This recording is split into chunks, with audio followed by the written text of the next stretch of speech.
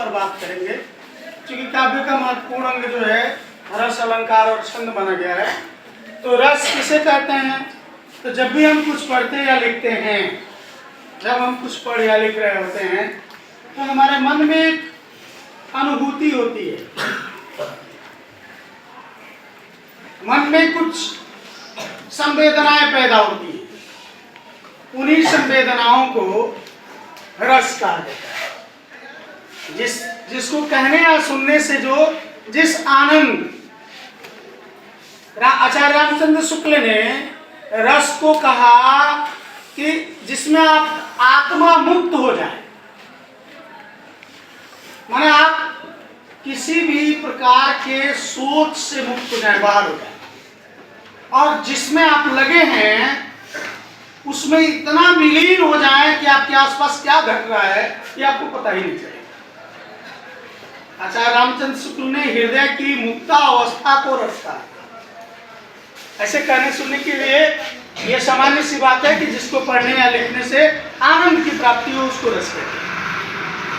लेकिन आचार्य रामचंद्र शुक्ल ने कहा कि हृदय की मुक्ता अवस्था को,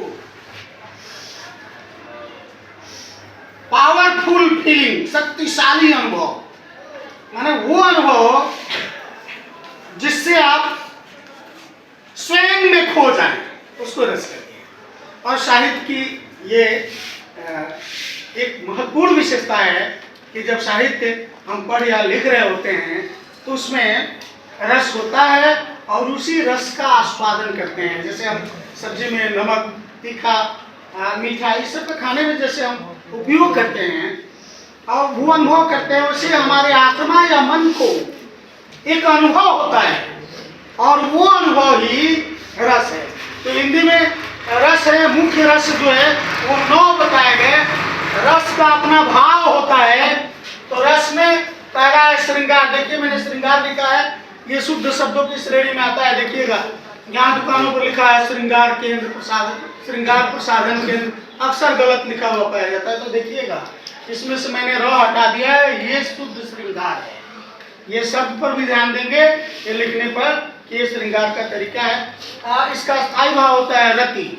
इसका मतलब होता है, रति का मतलब होता है प्रेम, जो 2 विषम लिंगी लोगों में हो, माने स्त्री पुरुष का प्रेम, ये इसका स्थायी भाव है, प्रेम। दूसरा है हास्य, तो इसका स्थायी भाव भी हास्य है। क्यों? तो हम अपने अंग, जैसे जितने भी कॉमेडी शो करने वाले लोग हैं वो क्या करते हैं, अपने बात से आपको हंसा देंगे, अपने चाल ढाल से आपको हंसा देंगे, अपने कपड़ों से आपको हंसा देंगे।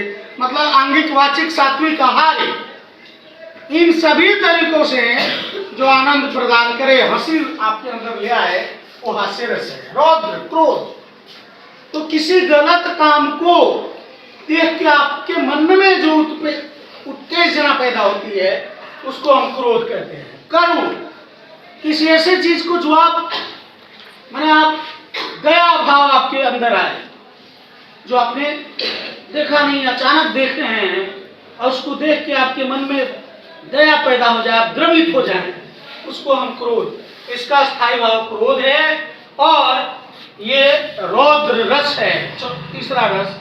चौथा रस करुण, जिसको देखने के बाद दया। और 5वां है वीर, इसका जो है होता है उत्साह। इसका होता है उत्साह, मतलब आप किसी चीज को सुन के या करके इतना प्रेरित हो जाए कि पूरे मन से जोश करो से उस काम में लग जाए, उसको हम उत्साह, ये उत्साह कहते हैं। इसका स्थायी भाव उत्साह है। और ये रस क्या है, वीर। 6वां जो है उसको हम कहते हैं अद्भुत रस। इसको आश्चर्यजनक या विस्मय इसका अस्थायी भाव है।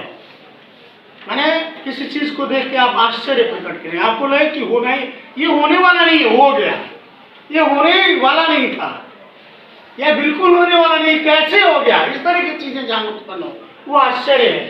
विभत्स या घृणा, तो जुगुप्सा या घृणा, किसी चीज को देख के आपके मन में घृणा पैदा हो, वो विभत्स रस है।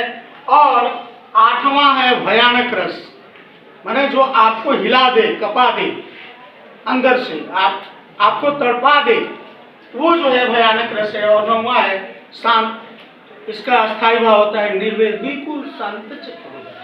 अब रहा वात्सल्य भक्ति, इसको भी रस की श्रेणी में रखा गया है, लेकिन 9 के अलावे रखा गया है। ये 9 रस में नहीं आते हैं। इसको जो है वात्सल्य श्रृंगार के अंतर्गत ही माना गया है, लेकिन कुछ लोगों ने इसको अलग रस के रूप में भी माना है। तो ये वात्सल्य रस के अंतर्गत ही, वात्सल्य रस जो है श्रृंगार रस के ही अंतर्गत आता है। जो बच्चों के प्रति हमारा प्रेम होता है वो वात्सल्य, और भक्ति भी, ये देव विषयक चीजें जो मन में आती हैं वो भक्ति रस के अंतर्गत आती हैं। अब यहाँ एक चीज और दिमाग में हमको रखना चाहिए कि श्रृंगार के, इसको मिटा रहा हूं, श्रृंगार के 2 भेद हैं। श्रृंगार को 2 हिस्सों में बांटा गया है। श्रृंगार को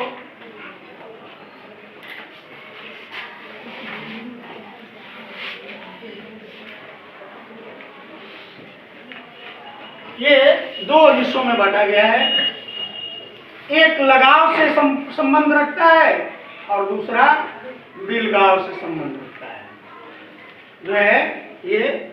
लेकिन मुख्य रूप से रस जो है वो 9 ही हैं, लेकिन इसको 2 भागों में, श्रृंगार को भी 2 भागों में बांटा गया है। लेकिन आपके दिमाग में रहना चाहिए 9 रस, माने श्रृंगार रस, हास्य रस, रौद्र रस, करुण रस, वीर रस, अद्भुत, विभत्स, भयानक और शांत।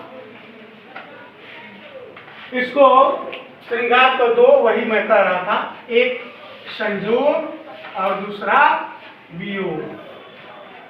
संजोग और वियोग माने मिलने वाला जो काम है वो संजोग है, और बिछड़ने वाला काम जो है वियोग है। तो इसको संजोग श्रृंगार कहा जाता है और इसको वियोग श्रृंगार कहा जाता है। थैंक यू, धन्यवाद।